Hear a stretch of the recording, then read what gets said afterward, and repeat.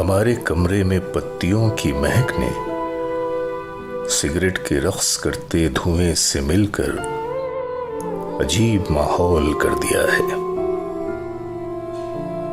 और उस पे अब ये घड़ी की टिक टिक ने दिल उदासी से भर दिया है। किसी जमाने में हमने नासिर, फराज, मोहसिन, जमाल, सरवत के शेर अपनी चहकती दीवार पर लिखे थे। अब उसमें सीलन क्यों आ गई है?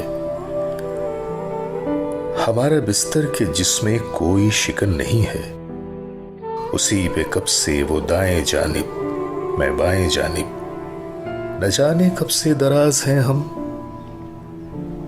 मैं उससे शायद खफा नहीं हूं, उसे भी कोई गिला नहीं है, मगर हमारी खमीदा पुश्तें जो पिछली कितनी ही सायतों से बस एक दूजे को तक रही हैं, बस एक दूजे को तक रही हैं, वो थक गई हैं, वो थक गई हैं।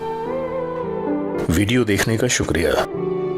नीचे कमेंट्स बॉक्स में अपनी राय और मशवरा दें और हमें फॉलो करें फेसबुक, इंस्टाग्राम और ट्विटर पर, और विजिट करें हमारी वेबसाइट adabnama.com।